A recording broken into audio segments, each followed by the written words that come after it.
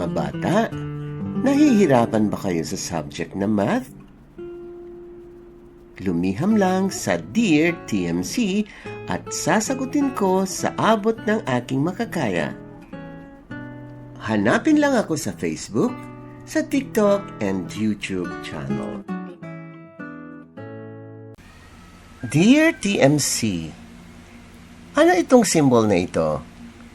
Is it negative sign or minus sign?